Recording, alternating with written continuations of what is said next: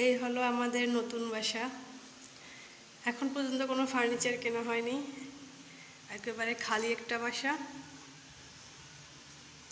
আস্তে আস্তে একটু একটু করে কিনবো, প্রথম অবস্থা তো। আমার বেবিটা এই বাসাটায় ঢুকে খুবই খুশি বাসা থাইকা। দেখুন, এটা হলো বারান্দা, বারান্দার সাথে বাথরুম, বেসিন, তারপর এই পাশে আর একটা রুম। আপাতত এইখানেই থাকি। এই কেনার ভিতরে শুধু এই বেডটা।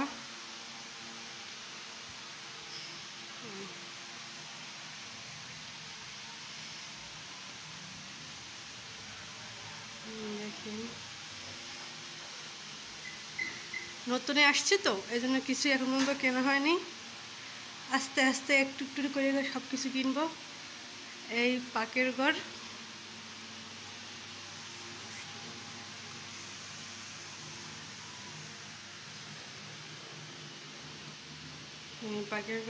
রান্না বান্না শেষ করলাম মাত্র।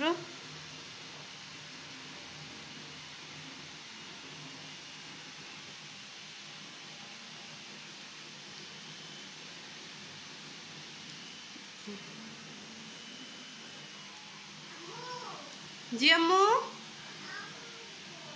এই তো আসতেছি। একটা র্যাক, এই র্যাকটার ভিতরে আপাতত সব কিছু রাখা হয়েছে। এই পানি এনে এইটা চালের বস্তা একটা, এই ভাত রান্না হইতেছে।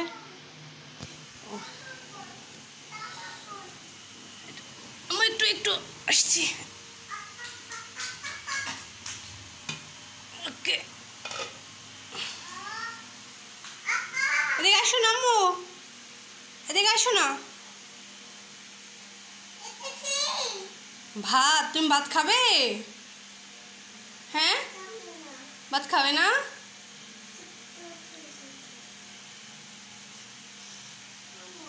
জি, আম্মু যাবে? আম্মু আসতেছে। আপাতত কোনো ফ্যানও নেই, এই ছোট্ট একটা ফ্যান। আর এই নামিরের জন্য কি খেলবে, এই জন্য প্রথম থেকে এই ছোটো কটা খেলনা নিয়ে আসছি। এই কয়টাই শুধু খেলনা, সারাদিন ফোন দেখে, আর কোনো কাজ নেই। ও আর একটা আপাতত কাপড় চোপড় রাখার জন্য একটু ছোট্ট একটা র্যাক কিনছি। কিনবো আস্তে আস্তে, সব কিছুই কিনবো, একটু টাইম লাগবো। নতুন বাসা তো অনেক কিছু কেনার বাকি। আম্মু একটু হাই দাও তো, হাত দিয়ে বলো হাই। এই তো, ওকে, আল্লাহ হাফেজ।